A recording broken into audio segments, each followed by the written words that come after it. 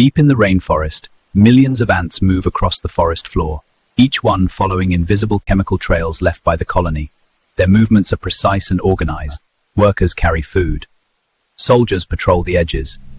Others move between tunnels beneath the soil. Everything is controlled by a shared system. To an outside observer, it looks perfectly coordinated. No confusion, no hesitation, just a colony working as one.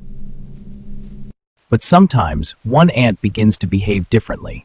It slows down, then it leaves the trail, moving away from the colony. There is no visible injury.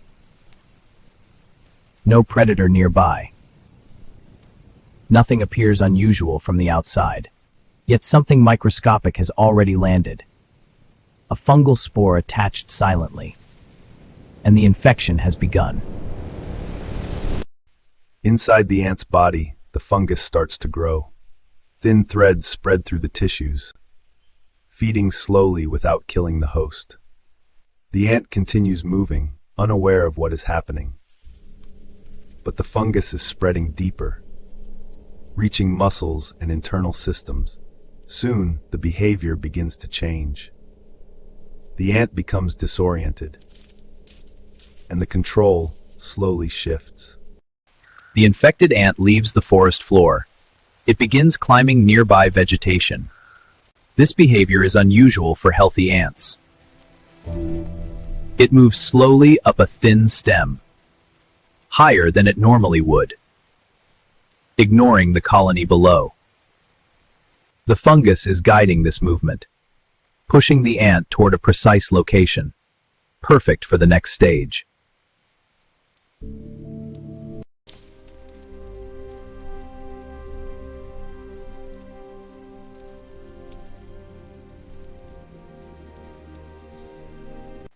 The ant reaches the underside of a leaf. It stops and searches briefly, then positions itself along the vein. Suddenly, its jaws clamp tightly, locking into the leaf tissue. The grip is extremely strong. This is known as the death grip.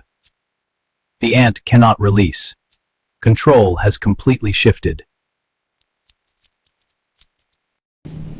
The ant dies while still attached. Its body remains suspended in place, exactly where the fungus needs it. Inside, fungal cells reorganize. They grow toward the head. Pressure slowly builds. Then a thin stalk emerges, breaking through the exoskeleton. The transformation begins. The fungal stalk continues to grow, extending upward from the ant's head, slowly reaching into open air. The ant's body now acts as support, holding the fungus in position, elevated above the ground. At the tip, a capsule forms. This structure will release spores, completing the life cycle.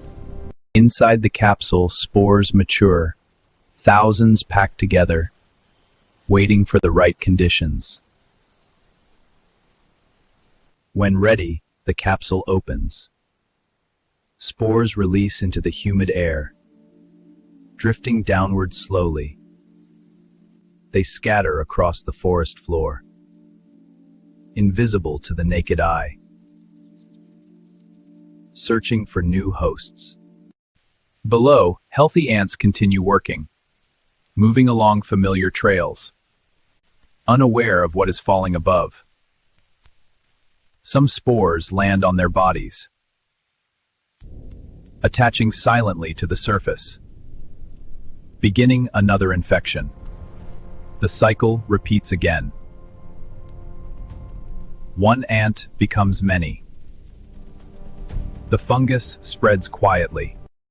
In the rainforest, survival is complex. Not all threats are visible. Some begin microscopically.